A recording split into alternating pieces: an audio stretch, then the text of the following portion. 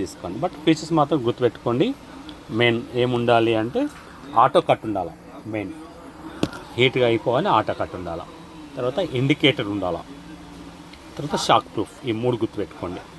ఎందుకంటే మన జీవితం చాలా విలువైంది, డబ్బులు నథింగ్.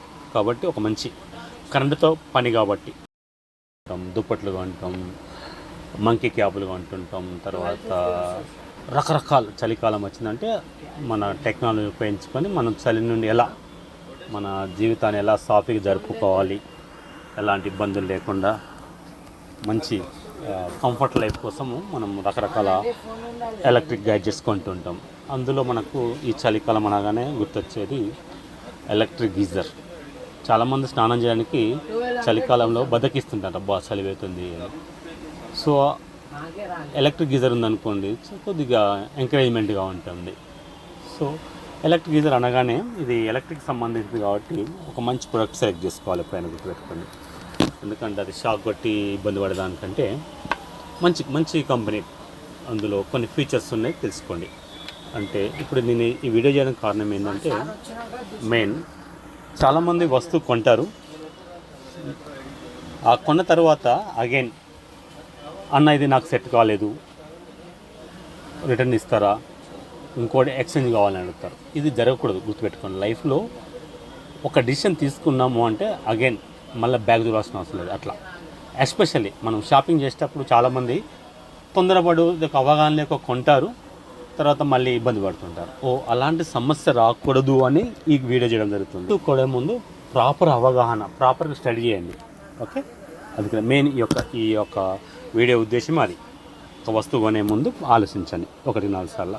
కొన్ని టాపిక్స్ మీరు పాయింట్అవుట్ చేసుకొని ఆ టాపిక్స్ మంచి క్లియర్ చేసుకున్న తర్వాత ఫర్దర్గా వెళ్ళండి.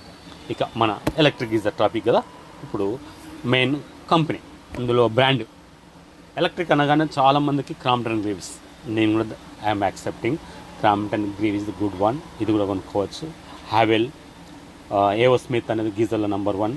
అలాగే అన్నిటి ప్రజాదరణ పొందిన బజాజ్ ఎలక్ట్రికల్స్ సంబంధించిన బజాజ్ గీజర్స్, ఇలా రకరకాల గీజర్స్ ఉంటాయి. నేను చెప్పిన 3-4 కంపెనీలు వన్ ఆఫ్ ద బెస్ట్ కంపెనీస్లో ఒకటి సెలెక్ట్ చేసుకోండి.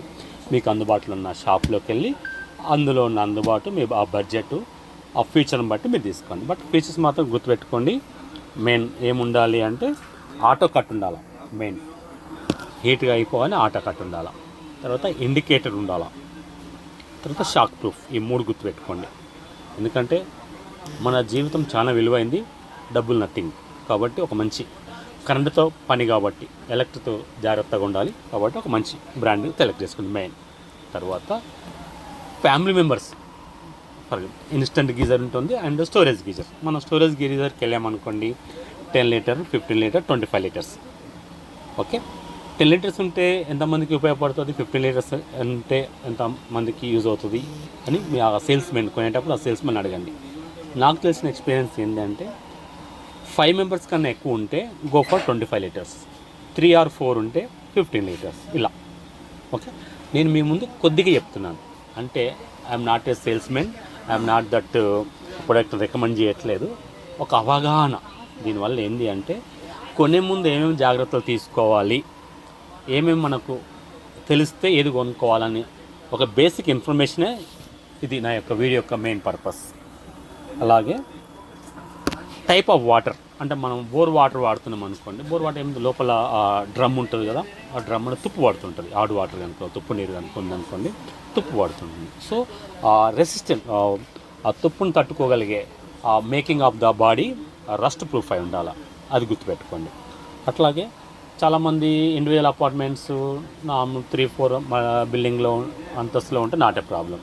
బట్ హైరేజ్ అపార్ట్మెంట్లో 5-6 అంతస్తులు 10 అంతస్తులు కనుక ఉంటే అప్పుడు మాత్రం హైరేజ్ అపార్ట్మెంట్ అని మెన్షన్ చేయండి. మీరు హైరేజ్ అపార్ట్మెంట్ ఉంటామని చెప్పండి, వాళ్ళు అందులో 8 బార్ ఫీచర్ ఉన్నది మీకు రికమెండ్ చేస్తారు.